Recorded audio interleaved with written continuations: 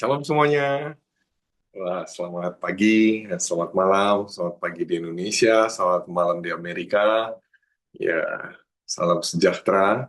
Ya, ini di Amerika lagi dingin-dinginnya.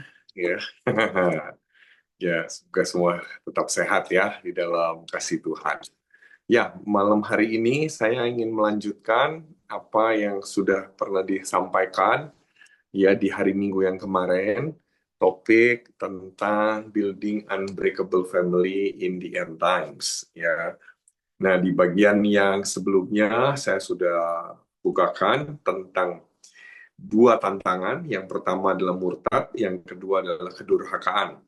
Dan kemudian bagaimana caranya kita bisa membangun unbreakable family di tengah-tengah tantangan tersebut. Dan ternyata jawabannya adalah ketiga, hidup di dalam kebenaran, ya. Ini kan, ya ini hidup di dalam kebenaran, ya, yang memerdekakan kita. Terus kemudian yang kedua, dikatakan bahwa kita mesti ada di dalam apa itu setelah hidup dalam kebenaran kita hidup dalam terang, dan yang ketiga adalah kita tetap harus membangun komunikasi, ya. Kita harus tetap menjaga komunikasi, dan komunikasi yang sudah diajarkan adalah komunikasi level yang kedua, yaitu heart to heart communication. Di hari Senin kemarin pada waktu seminar parenting begitu bagus ya, indah sekali, saya sendiri juga sangat diberkati. Nah, hari ini di dalam salah satu poin hidup dalam kebenaran, yaitu kita mesti belajar jadi murid, saudara. Oke. Nah, kebanyakan kita ini di dalam kehidupan, kita lupa bahwa kita merasa cukup ya hidup sebagai jemaat saja. Nah, padahal Tuhan rindu supaya kita tuh jadi murid ya, saudara ya. Kita harus jadi murid, dan salah satu ciri murid sejati itu dituliskan dalam Yohanes pasal yang ke-15. Nah, apakah cerita tentang Yohanes pasal yang ke-15 bercerita tentang pokok anggur yang benar. Di situ kata kuncinya adalah tinggallah. Jadi murid itu punya satu ciri adalah suruh tinggal di dalam Kristus. Nah, tinggal di dalam Kristus itu artinya apa? Tinggal di dalam kasih-Nya, ya. Nah, bagaimana caranya tinggal di dalam kasih-Nya? Dikatakan kalau kamu menuruti perintahku, kamu akan tinggal di dalam kasihku, ya. Jadi ciri sederhana menjadi murid sejati adalah tinggal di dalam Kristus. Nah, apa arti tinggal di dalam Kristus? Apa arti menuruti perintah Tuhan? Nah, di dalam Bible Commentary dikatakan bahwa menjadi murid sejati punya 3 ciri. Ciri yang pertama adalah berjalan bersama Kristus. Katakan sama-sama, berjalan bersama Kristus. Yang kedua, belajar bersama Kristus. Yang ketiga, berubah ya seperti Kristus, ya. Jadi ada 3 ya, saudara ya. Berjalan bersama Kristus, belajar dari Kristus, yang ketiga berubah seperti Kristus, ya. Jadi murid punya tujuannya apa? Di endingnya, di belakangnya adalah dia harus diubahkan seperti Kristus, ya, seperti itu. Jadi kalau ditanya bagaimana cara membangun keluarga di akhir zaman ini, ya keluarga yang serupa dengan Kristus. Keluarga yang serupa dengan Kristus seperti apa? Keluarga yang punya 3 ciri ini. Keluarga itu mau berjalan bersama Kristus, keluarga tersebut belajar dari Kristus, dan keluarga tersebut berubah seperti Kristus, menjadi seperti Kristus. Ya, nah, apa arti berjalan, apa arti belajar, dan apa arti berubah? Ya, di sini ya. Oke, mari kita lihat. Yang pertama, saudara, berjalan bersama Kristus. Itu artinya adalah coram Deo. Hidup di dalam hadirat Allah. Hidup di hadapan Allah. Ya, R.C. Sproul bilang begini, hidup yang dijalani sebagai sesuatu yang terbuka di hadapan Allah, di bawah otoritasnya dan untuk kemuliaannya.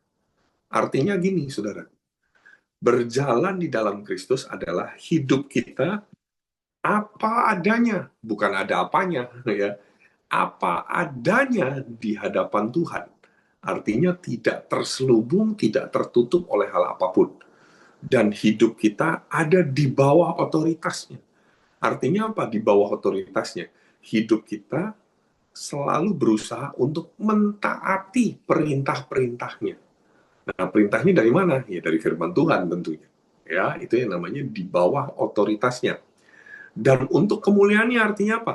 Tujuan dari hidup ini adalah untuk Tuhan, bukan untuk kita. Jadi, berjalan di dalam Kristus artinya gini, kita tidak lagi memiliki, ya, tidak lagi memiliki sebuah kerinduan bahwa hidup ini demi kemuliaan kita. Nggak ada. Jadi setiap langkah, kemanapun, dimanapun gitu kan, kita rindu supaya kemuliaan Tuhan yang dinyatakan. Ya, seperti itu. Jadi hidup kita tuh kasih contoh, ya, memberikan contoh, memberikan sebuah gambaran gitu ya tentang Kristus tentunya. Nah, jadi terbuka, nggak ada yang disembunyikan, tidak ada yang tertutup. Nah, kata koram deo sendiri itu artinya di hadapan Allah, ya kan? Di hadapan Allah. Ini kalau saudara lihat di Mazmur 139, Daud itu berkata gini, kemanakah aku dapat pergi menjauhi rohmu? Kemana aku dapat lari dari hadapanmu? Koram deo itu artinya gini, berhadapan wajah dengan wajah, ya, wajah-wajah sama Tuhan, ya, seperti itu, ya, gini ya, saudara ya. Nah, jadi wajahnya selalu berhadapan sama Tuhan. Nggak ada yang namanya yang satu balik gini, nggak ada, gitu kan? Jadi dia harus berhadapan, gini, ya, saudara ya. Nah, jadi berhadapan wajah dengan wajah. Nah, artinya apa kalau berhadapan wajah-wajah ini kayak hidung ketemu hidung gitu ya, saudara ya. Artinya nggak bisa apa ya, tidak bisa melakukan hal-hal lain gitu yang tanpa tanpa tidak diketahui. Jadi semua pasti diketahui ya. Seperti itu. Itu coram deo artinya, berhadapan ya. Seperti itu, tidak dapat lari. Nah, ini kalau bicara soal tidak dapat lari, saya itu sama anak gitu ya. Kami udah sepakat saudaraku sama-sama download aplikasi Live 360.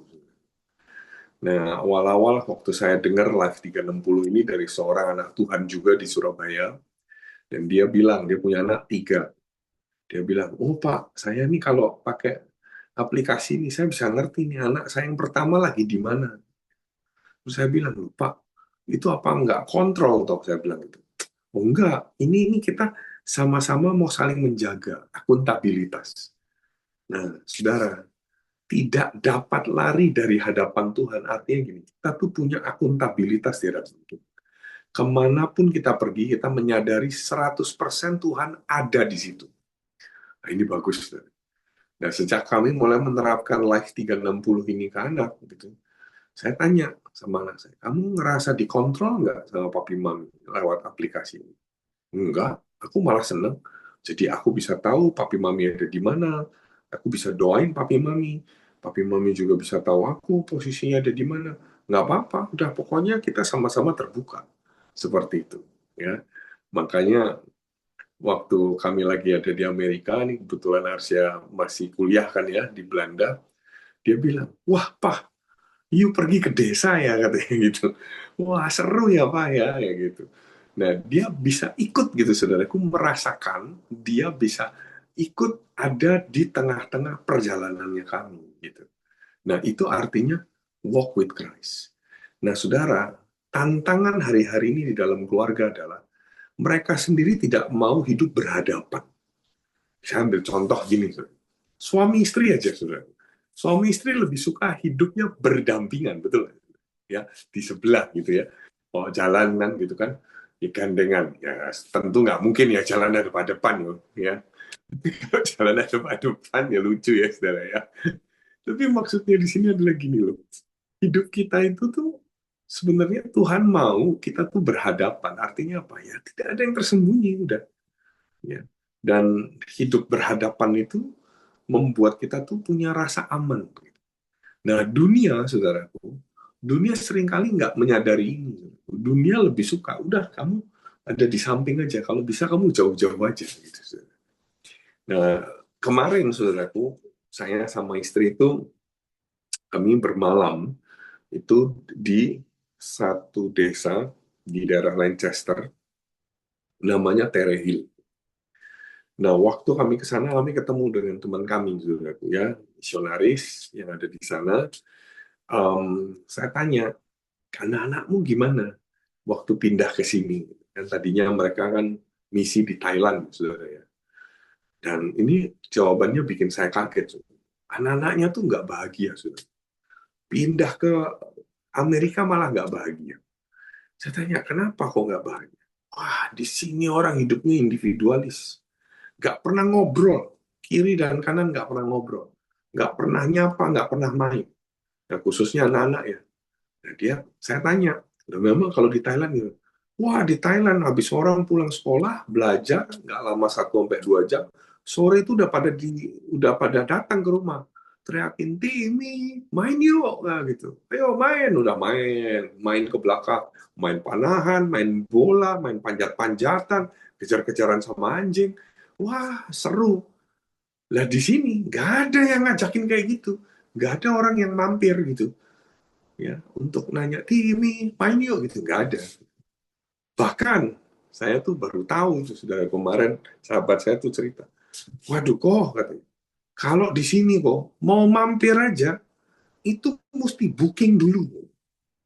Ngeri juga ya gitu ya. Ya saya mau main ya ke rumahmu ya kayak gitu ya. Oh ya, kapan waktu yang tepat, nanti ya tak kabarin ya. Dikabarin sebulan kemudian, oke, minggu depan kamu boleh datang setelah sebulan. Bayangin saudaraku, saking begitu privasinya, saking begitu antinya saudaraku, dan begitu sibuknya mungkin, sampai ngejadwalin aja saudaraku untuk ketemu tuh susahnya luar biasa. Nah, tapi Tuhan kita luar biasa. Saudara. Tuhan kita tuh bilang begini, saudaraku, Dia itu selalu ada di depan kita. Saudara. Makanya saudaraku, hidup di dalam Tuhan itu sebenarnya enak. Kenapa? Karena Tuhan nggak mungkin memalingkan wajahnya di hadapan kita. Saudara. Jadi kalau kita mau punya keluarga yang tangguh di tengah-tengah akhir dunia ini, saudara, kita mesti ngerti prinsip berhadapan sama Tuhan. Coram Deo, saudara. Ini penting sekali, saudara. Nah, di situ ada satu ayat lagi yang lain, saudaraku, ya, di dalam Kejadian 17. Maka Tuhan menampakkan diri kepada Abram dan berfirman kepadanya, Akulah Allah yang Maha Kuasa, hiduplah di hadapanku dengan tidak bercela. Kenapa kok Tuhan lakukan ini kepada Abram? Supaya Abram itu nggak menyimpang ke kanan dan ke kiri, cuma ngelihatnya wajahnya Tuhan. Belajar mau setia ngeliat Tuhan terus gitu. Makanya saudaraku, orang Kristen, saudaraku, di akhir zaman ini, dia bisa hidup dalam kesetiaan hanya karena dia tuh mau koram Deus. Artinya menyadari bahwa hadirat Tuhan di dalam hidupnya dia 24/7. Artinya apa? 24 jam sehari, 7 hari seminggu. Di 1 Korintus bilang begini, aku menjawab, jika engkau makan atau jika engkau minum, atau jika engkau melakukan sesuatu yang lain, lakukanlah semuanya itu untuk kemuliaan Allah. Nah ini gitu. Jadi makan pun, saudara, nah, itu mesti ingat, di depannya ada Tuhan. Jadi kalau makan kebanyakan, ingatnya di depan ada Tuhan, saudara itu ya. Bukan ingat istrinya, bukan ingat suaminya, ingat di depannya ada Tuhan, saudaraku ya.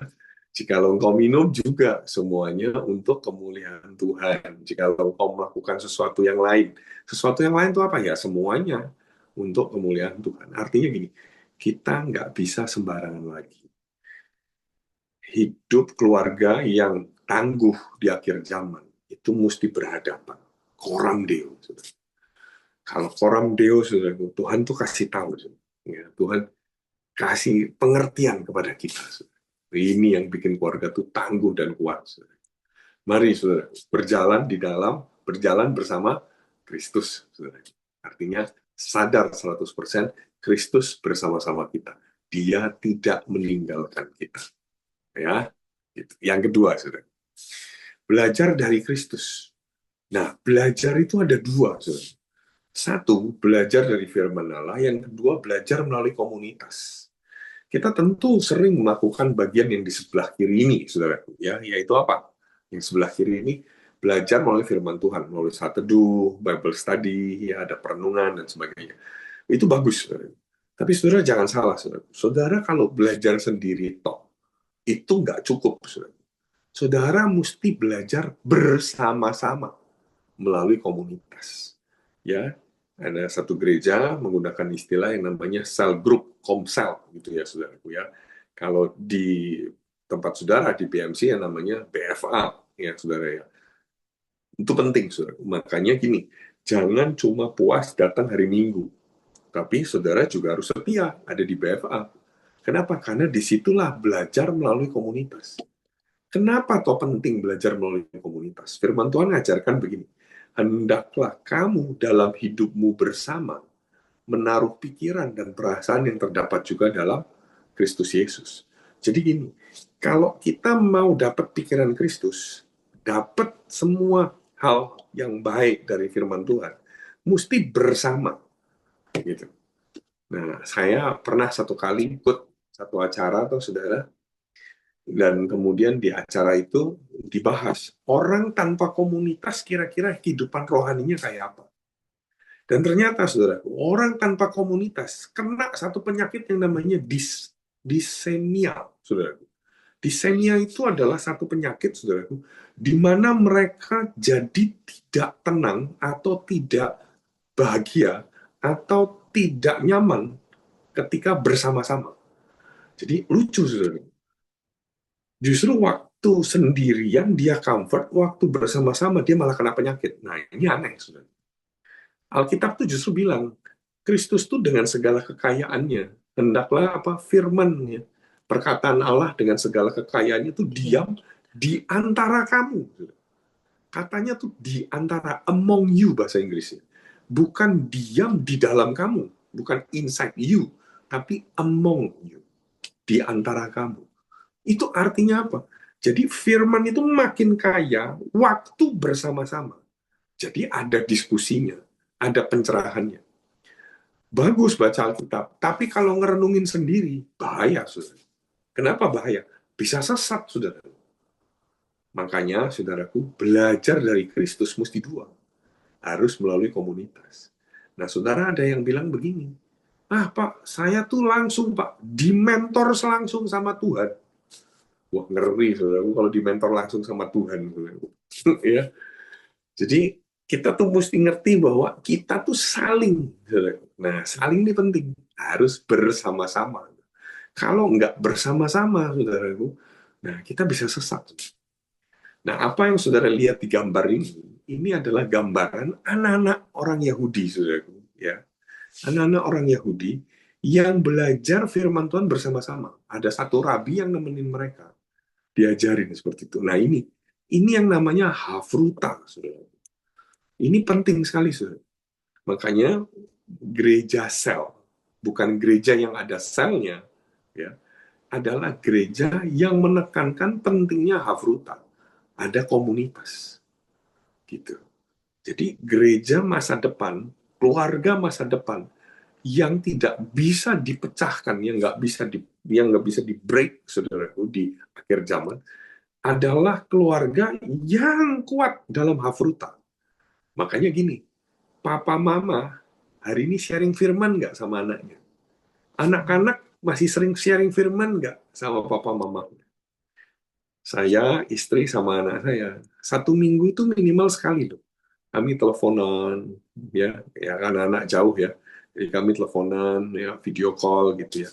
Itu bisa 2 jam, saudara. Ngapain, saudara? Ya kami bahas. Firman apa? Kamu dapatnya apa? Ayat ini, kamu perenungannya apa? Gitu. Jadi supaya kita tuh dapat angle yang berbeda, ya seperti itu. Ayatnya boleh sama, tapi kita nggak bisa bilang ini, oh aku udah tahu ayat itu. Nggak gitu, saudara. Justru lewat komunitas, kita dapat pencerahan yang baru, saudara. Lewat komunitas, saudaraku, kita makin ngerti, oh kebenarannya begini, gitu loh, saudara.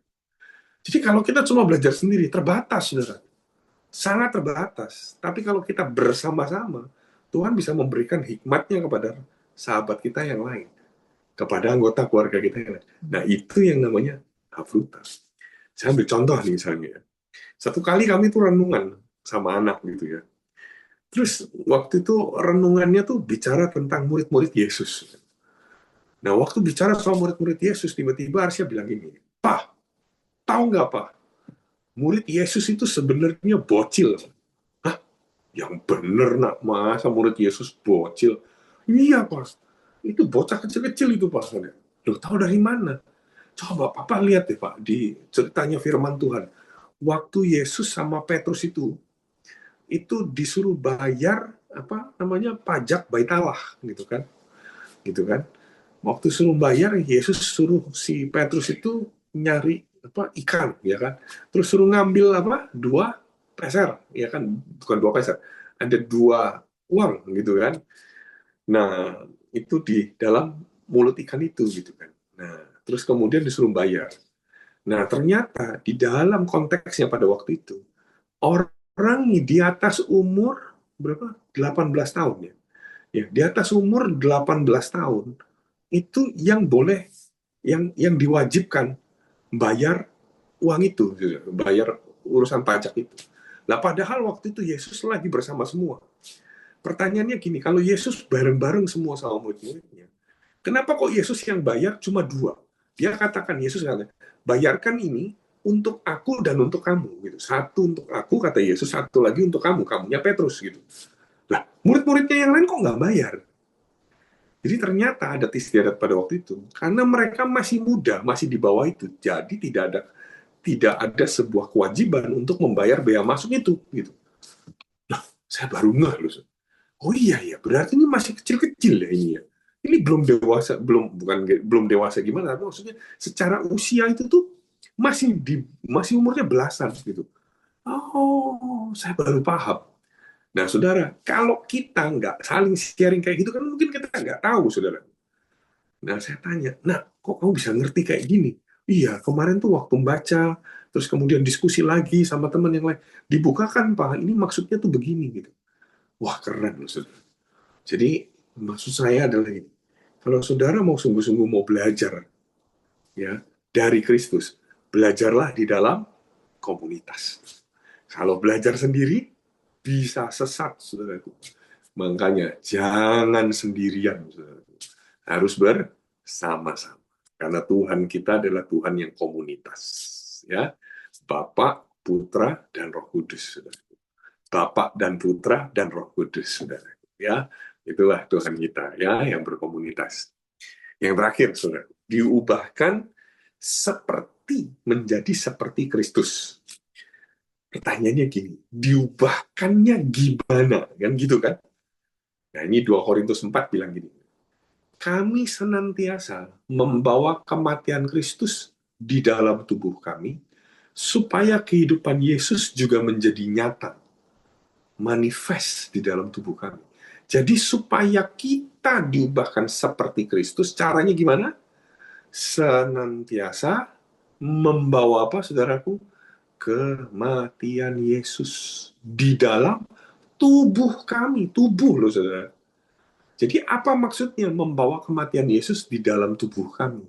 Artinya gini, kita mesti belajar untuk mati tiap hari, saudara. Mematikan hal-hal yang tidak selaras dengan kebenaran firman Tuhan. Belajar mati, saudara. Terus kemudian ayat 11, sebab kami yang masih hidup terus-menerus, keren, saudara. Terus-menerus diserahkan kepada maut. Jadi tenang aja, saudaraku. Jadi kalau tiap hari, saudaraku, hampir mati, saudaraku, Alkitabiah sebenarnya. Ya, dia bilang terus-menerus diserahkan kepada maut karena Yesus, supaya juga hidup Yesus menjadi nyata dalam tubuh kami yang fana. 2 Korintus berapa? 4 ayat 11. Jadi kalau saudara mau diubahkan, belajarlah untuk mati, saudara. Nah, gimana caranya belajar mati? Mau mematikan diri itu gimana caranya? Ya, sebenarnya nggak susah, saudara. Saudara, tiap hari, saudaraku, karena Tuhan rindu saudara makin serupa dengan Dia, maka saudara pasti akan di diapakan, saudara? Saudara akan diberikan hal-hal yang bisa melatih saudara untuk mati terus menerus, saudara. Bentuknya apa? Nah, ini dia, saudara. Saudara baca ayat sebelumnya, saudara. Bagus sekali, saudara. Dalam segala hal kami ditindas, namun tidak terjepit. Kami habis akal, namun tidak putus asa. Kami dianiaya, namun tidak ditinggalkan sendiri. Kami dihempaskan, namun tidak binasa. Baru kami senantiasa membawa kematian Yesus di dalam tubuh kami. Kenapa, saudara? Semua empat hal ini adalah gambaran penderitaan untuk melatih kita mati secara, bukan secara fisik ya, mati secara ego, supaya Kristus hidup di dalam hidup kita. Empat hal ini apa, saudara? Ditindas, habis akal, dianiaya, dan dihempaskan. Saya suka sekali, saudara, bahasa Inggrisnya, saudara. Satu-satu ya. Ditindas artinya apa? Hard press. Apa itu hard press, saudara? Nah, saudara, hard press ini menarik sekali, saudara. Ya. Hard press ini di sini itu sama seperti anggur yang diperas, saudara. Ya, persis, saudaraku, seperti anggur yang diperas. Nah, ini. Ya.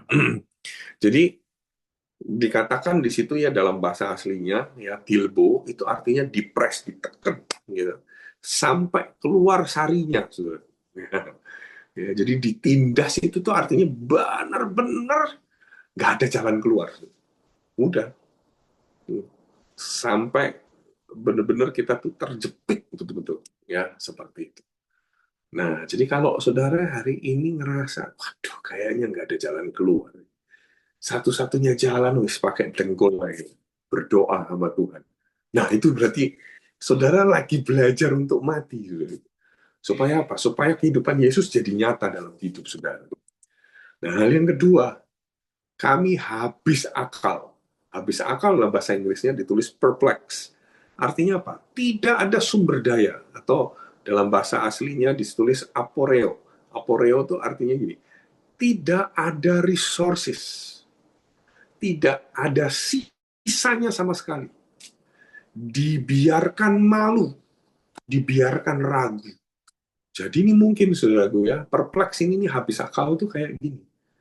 Opsi apapun, saudaraku, pokoknya opsi apapun, keluarnya jelek. Udah itu aja. Tapi di situ dikatakan gini, di dalam Yesus gak ada putus asa. Ini keren. Jadi kalau saudara hari ini lagi ngalamin, aduh Pak, ya apa ini Pak? Gak ketemu nih jalan keluarnya. Semuanya habis, semuanya entek. Gak ada sumber daya. Nah, itu saudara lagi latihan untuk apa? Punya iman di dalam Kristus. Lagi dipermalukan, sama. Ya. Jadi kalau saudara hari ini lagi dipermalukan sama orang, respon saudara harus mesti bilangnya gini, oh Tuhan, Tuhan lagi latih apa Tuhan? Supaya kehidupanku seperti Yesus. Gitu kan. Dipermalukan. Tapi dia bisa dipakai sama Tuhan. Gitu. Ya, di situ. Yang terakhir, yang ketiga, saudara, kami dianiaya namun tidak ditinggalkan sendirian. Dianiaya bahasa Inggrisnya persecuted, ya, itu artinya dikejar-kejar atau diperlakukan dengan buruk. Bahasa Inggrisnya bagus sekali, saudara. Dianiaya ini dibilang mistreated, ya, mistreated.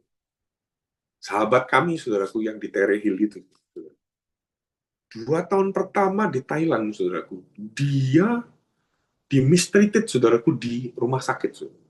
Jadi kakinya dioperasi, saudaraku, karena ada masalah. Tapi ternyata salah operasi, saudaraku. Sampai sekarang, saudaraku, kakinya bengkok, saudara. Waduh, saudaraku. Kalau dipikir-pikir, kasihan, saudaraku. Perempuan, tapi kakinya nggak lurus gitu, saudaraku. Ya. Kasihan sekali, saudaraku. Tapi dia, saudaraku, nggak menjadikan itu sesuatu yang membuat dia tuh apa jauh dari Tuhan. Dan dia bilang, Kok aku bersyukur kok. Aku hari ini punya kaki seperti ini. Gitu. Dan ternyata Tuhan latih aku. Kayak gitu. Lewat kondisi ini, justru malah aku bisa menangkan banyak jiwa-jiwa katanya. Waktu dia di Thailand, bayangin saudaraku, orang bisa dimenangkan saudaraku, gara-gara lihat kakinya. Saudaraku. Keren gak sih?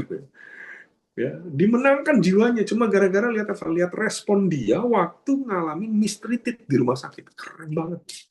Dan banyak jiwa-jiwa dimenangkan, saudara. Sekali lagi, saudara. Saudara kalau diperlakukan salah, gimana, saudara?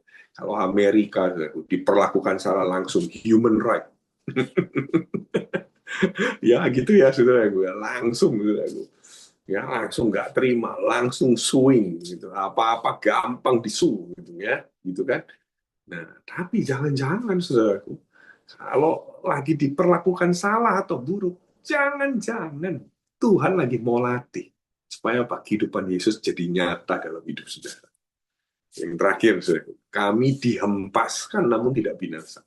Dihempaskan, bahasa Inggrisnya ngeri, struck down. Struck down itu artinya apa? Kayak kena petir, saudaraku. Ya, jadi kayak pohon udah bagus, gede, tinggi gitu, saudaraku. Kenain petir, langsung tumbang. Jadi dihempaskan tuh benar-benar tiba-tiba, saudaraku. Ya, kena bencana, saudara. Ya, seperti tiba-tiba. Nah, ini juga bisa bicara soal apa? Direndahkan, ya kan? Dibuang, gitu kan? Dibuang ke tanah, gitu. Saudara. Ya. Nah, jadi kalau saudara hari ini ada orang yang mempermalukan saudara, ya, memperlakukan saudara dengan salah atau buruk, saudaraku ya, dibedakan ya saudaraku ya, yang lain mungkin dinain gaji tapi saudara nggak dinain gaji gitu kan, terus saudara direndahkan saudaraku ya, dianggap nggak penting gitu ya saudara. Jangan-jangan Tuhan lagi mau lakukan sesuatu untuk mengubah hidup saudara. Makanya saudaraku, di dalam keluarga yang kuat saudara, mesti siap ngalamin kayak gini saudara. Jadi kalau suami dan istri sudah, wah tiba-tiba lagi berbeda pendapat, wah sang suami ngerasa direndahkan. Nah itu belajar ampuni, ya toh, gitu ya saudara ya. Anak-anak juga sama, saudara. Ayo kita mesti latih, saudaraku, 4 jenis penderitaan ini, saudara. Ya, pressure ini. Jadi ada emotional pressure, ada intellectual pressure, ada physical pressure, ya, saudara ya, di sini ya. Waduh, ada financial pressure, ya. Itu ternyata bagus untuk melatih kehidupan Yesus jadi nyata dalam hidup kita. Jadi itu aja, saudara ya, belajar jadi murid ternyata kuncinya ada 3. Berjalan bersama Kristus. Yang kedua apa tadi? Belajar dari Kristus. Yang terakhir, diubahkan menjadi serupa dengan Kristus. Melalui apa? Melalui penderitaan. Jadi saudara, hari ini jangan takut sama penderitaan, saudara. Ya, saudara yang dengar khotbah ini, dengerin Zoom ini gitu ya, mungkin saudara ngerasa, aduh, salah masuk Zoom ini. Kok hari ini bahasnya penderitaan. Ya, tapi memang itu. Yesus ada di dunia ini, ngelatih kita, menunjukkan kepada kita, jadi teladan buat kita, lewat apa? Lewat kesulitan, lewat penderitaannya dia. Tapi dia raja di atas segala raja. Saudaraku. Dan akhirnya apa? Dia ngalamin kemenangan. Demikian juga kita. Kita mau supaya, Tuhan Yesus mau supaya kita juga ngalamin kemenangan. Lewat apa? Lewat 4 proses penderitaan. Jadi jangan takut kalau saudara ada di dalam 4 situasi ini, saudara harus katakan sama diri saudara, aku membawa kematian Yesus dalam tubuh, supaya kehidupan Yesus jadi nyata dalam tubuh. Gitu ya saudara ya. Oke, mari kita berdoa saudara. Bapa dalam surga, kami mengucap syukur malam hari ini Tuhan. Pagi hari ini kami juga berterima kasih atas kebaikan-Mu. Kami belajar sesuatu supaya keluarga kami jadi keluarga yang unbreakable. Keluarga yang benar-benar kokoh di tengah-tengah akhir zaman. Kami tahu akan ada tekanan, ada penderitaan. Tapi kami nggak takut. Karena semua itu untuk melatih kami hidup seperti Kristus nanti. kami boleh ngalamin kemenangan. Diberkatilah Bapak Ibu sekalian, biarkan kasih karunia terus menyertai engkau, dan dalam hidupmu engkau selalu bisa melihat bahwa Kristus ajaib dalam dirimu. Setiap Bapak Ibu yang hari ini lagi ngalamin penindasan, yang lagi ngalamin tekanan, yang lagi ngalamin kehabisan akal, yang lagi ngalami dianiaya, atau mungkin yang sedang dihempaskan hari ini, dikuatkan. Engkau tidak bersungut-sungut, melainkan engkau memuliakan Tuhan, memuji Tuhan, dan melihat bahwa semua proses ini untuk mendewasakan hidupmu, membuat lewat kematian Yesus dalam tubuhmu, menghasilkan kehidupan di dalam Kristus. Diberkatilah Bapak Ibu sekalian, di dalam nama Tuhan Yesus kami berdoa. Amin. Tuhan Yesus memberkati.